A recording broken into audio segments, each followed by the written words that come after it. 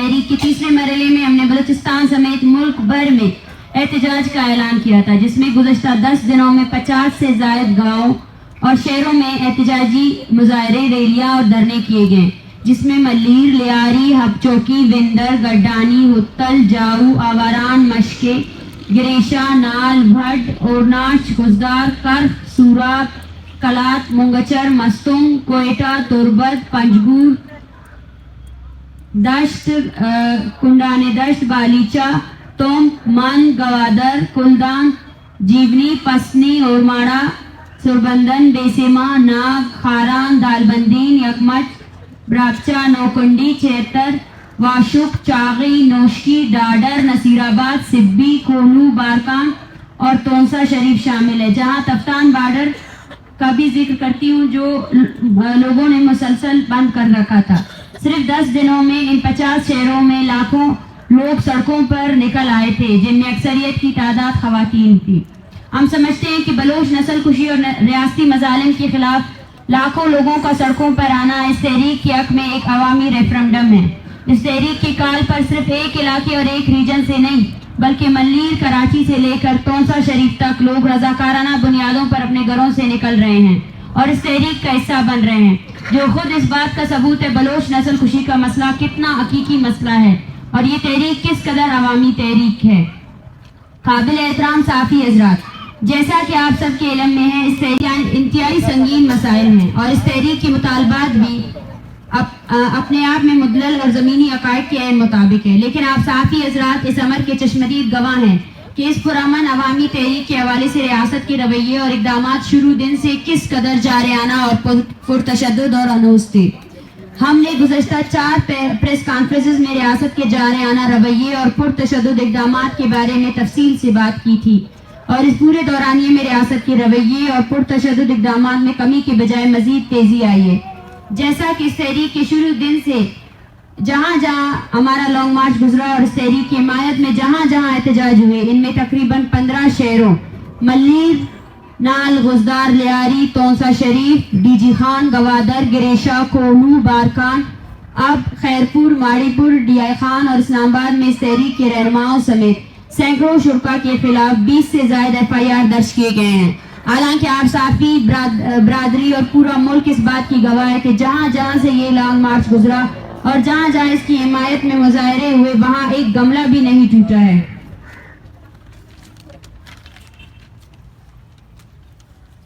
جبکہ ہمارے اس پورے تحریک کے دوران تحریک کے رہنماؤں، ہمدردوں اور شرکا کو گرفتاریوں کا سامنا ہے، جس میں سب سے پہلے جب لانگ مارچ کے پرامن شرکا اسلام آباد پہنچے تو ان پر تشدد کے بعد 300 کے قریب شرکا کو گرفتار کیا گیا، جس میں خواتین، بچے اور بزرگ اور طلباء بھی شامل تھے، جبکہ ڈی جی خان، تونسا شریف اور لیاری میں اس تحریک کے حق میں ہونے والے احتجاج میں شریک درجنوں شرکا کو گرفتار کیا گیا تھا۔ اس لانگ مارچ میں شریک ہمارے دوستوں اور ان کے خاندان شروع دن سے پروفائلنگ اور ہراسمنٹ کا سامنا کر رہے ہیں، جس میں ان کی ویڈیوز اور تصاویر بنائے جا رہے ہیں، جبکہ لانگ مارچ میں شریک جبری گمشدگی کے شکار افراد کی لواحقین کے گھروں میں چاپے مارے جا رہے ہیں اور انہیں فون کر کے مختلف طریقوں سے دھمکیاں دی جا رہی ہیں۔ اس کے علاوہ ہم بلوچستان سے ڈیتھ اسکواڈ کے خاتمے کا مطالبہ کر رہے ہیں، لیکن حکومت بلوچستان اور وفاقی حکومت نے ڈیتھ اسکواڈ کے لوگوں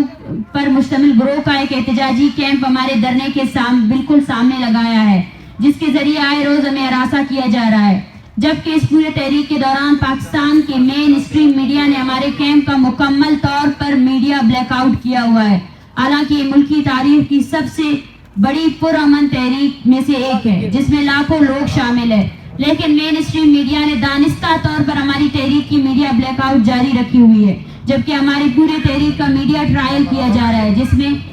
سب سے اہم نقطہ نگراں وزیر اعظم نے پریس کانفرنس کر کے جبری گمشدگیوں کے شکار افراد کو دہشت گرد قرار دیا اور ان کے لواحقین کی توہین کی گئی، جبکہ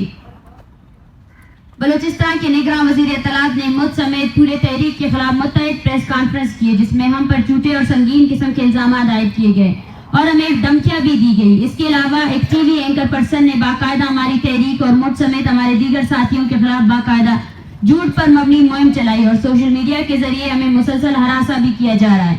جبکہ ہماری تحریک کی بنیادی مطالبات میں جبری گمشدگیوں کا خاتمہ ہے اور جبری گمشدگیوں کے خلاف صرف بلوچ نہیں بلکہ پشتون، سندھی، مہاجر، شیعہ، کشمیری، گلگتی، سرائکی اور پنجابی کے ساتھ ساتھ دنیا کے انسان دوست لوگ بھی اس غیر انسانی عمل کو روکنے کے لیے آواز اٹھا رہے ہیں اور اس انسان دشمن پالیسی اور عمل کے خاتمے کا مطالبہ کر رہے ہیں. لیکن اس کے باوجود بلوچستان میں جبری گمشدگیاں اور ماورائے عدالت قتل بدستور جاری ہے اور ہماری اس تحریک کے دوران متعدد لوگوں کو جبری طور پر گمشدہ کیا گیا ہے. اور کل بلوچستان کے علاقے اتل میں کوسٹ گارڈز نے ایک گاڑی پر فائرنگ کی اور اس گاڑی کے ڈرائیور کو قتل کیا، جس کی سنوائی نہ ہو سکی اور انصاف کے دروازے اب بھی بلوچ لوگوں کے لیے بند کر دیے گئے ہیں. ہم یہ کہنے میں حق بجانب ہے کہ ریاستی پوری مشینری بلوچ نسل کش پالیسیوں میں براہ راست ملوث ہے اور مظلوم قوموں کی تاریخ میں ایسی نسل کش پالیسیوں کا خاتمہ عوامی قوت سے ممکن پایا ہے اور بلوچ عوام ان پالیسیوں کے خلاف متحد ہے، جس کا عملی اظہار اس تحریک کے تیسرے فیز میں لاکھوں کی تعداد میں بلوچ عوام نے سڑکوں پر نکل کر کیا ہے. معزز صافی حضرات، جیسا کہ آپ کے علم میں ہوگا کہ بلوچستان ایک جنگ زدہ خطہ ہے جہاں روز بلوچ بچے، عورتیں، بوڑھے،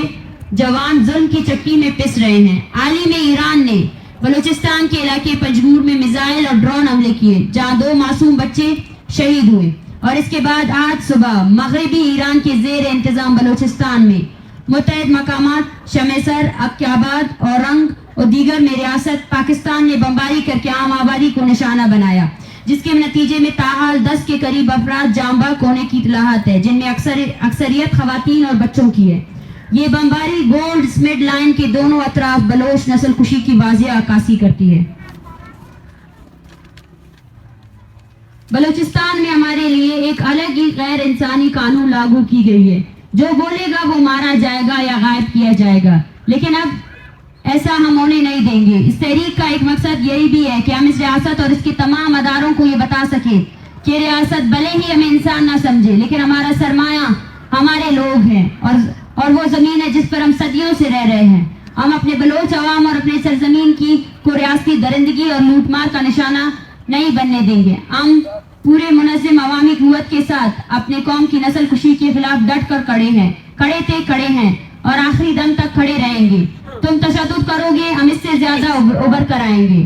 اس کے علاوہ اسلام آباد ہائی کورٹ نے اسلام آباد انتظامیہ کے واضح طور پر ہمارے پرامن احتجاج کے ساتھ تعاون کرنے کا حکم دیا تھا اور اسلام آباد انتظامیہ سے ہم نے ہمارے دھرنے کے مد مقابل لگایا گیا سرکاری کیمپ میں خطرناک پروفیشنل کلرز کی موجودگی کے سبب سیکیورٹی خدشات کا اظہار کیا تھا. لیکن اسلام آباد انتظامیہ اس پر خطر نوید کو نظر انداز کرتے ہوئے اور اس کے علاوہ ہمیں وہاں سے مختلف طریقوں سے ہراساں کرنے کے حوالے سے بھی اسلام آباد انتظامیہ کو آگاہ کیا گیا، لیکن انتظامیہ نے سنجیدگی کا مظاہرہ نہیں کیا، جس کے سبب دھرنے میں شریک خواتین، بچے اور بزرگ ذہنی اذیت کا شکار ہے. ہمارے پرامن تحریک کے خلاف یہ صرف ریاستی پرتشدد اقدامات اور غیر سنجیدہ رویے کے چیدہ نکات ہے. اگر ہم تمام پہلوؤں پر بات کریں تو شاید یہ پورا دن بھی اس کے لیے کم پڑ جائے گا. معزز صافی حضرات،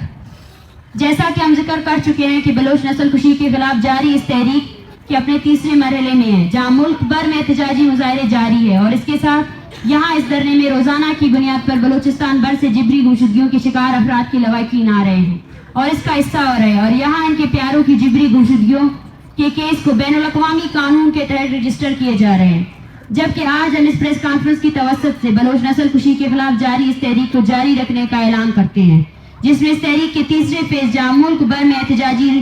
مظاہرے جاری ہونے کے ساتھ ساتھ اب اس تحریک کے چوتھے فیز کا اعلان کرتے ہیں، جس میں ملکی اور بین الاقوامی سطح پر بلوچ نسل کشی اور بلوچستان میں ریاستی ظلم اور جبر کے خلاف آگاہی مہم چلائی جائے گی. اس آگاہی مہم میں ہم اسلام آباد کے مختلف سیکٹرز میں وزٹ کر کے گھر گھر آگاہی مہم چلائیں گے اور اسلام آباد کے عوام کو ہمارے ساتھ ہونے والے ریاستی مظالم، جبر اور بربریت کی حقیقت سے آگاہ کریں گے اور اسی تسلسل کو جاری رکھتے ہوئے 21 دسمبر کو تمام مظلوم اقوام کا ایک بین الاقوامی کانفرنس کا بھی انعقاد کریں گے. آخر میں ہم ایک بار پھر اس پریس کانفرنس کے ذریعے سے ریاست کو پیغام دینا چاہتے ہیں کہ یہ ایک پرامن احتجاجی تحریک ہے. اپنے مطالبات کے تسلیم ہونے تک ہر صورت جاری رہے گی، جس کے لیے ہم ہر طرح کی سخت حالات کا سامنا کرنے کے لیے تیار ہے. اب یہ امر ریاست کی سنجیدگی پر منحصر ہے کہ وہ اس تحریک کو کتنا طول دینا چاہتی ہے اور مذاکرات کی طرف سب سے پہلا قدم بالاچ بلوچ سمیت عطا اللہ بلوچ کے قاتلوں کو فوری سزا اور اس تحریک سے جڑے ہوئے ہر فیملی کے بچوں کی بازیابی شامل ہے. آخر میں پھر سے یہ کہنا چاہتے ہیں کہ اس تحریک سے جڑے کسی بھی شخص یا اس تحریک کے دوران اگر کوئی بھی ناخوشگوار واقعہ پیش آئے تو اس کی تمام تر ذمہ داری ریاست اور اس کے ادارے پر عائد ہوگی. Thank you.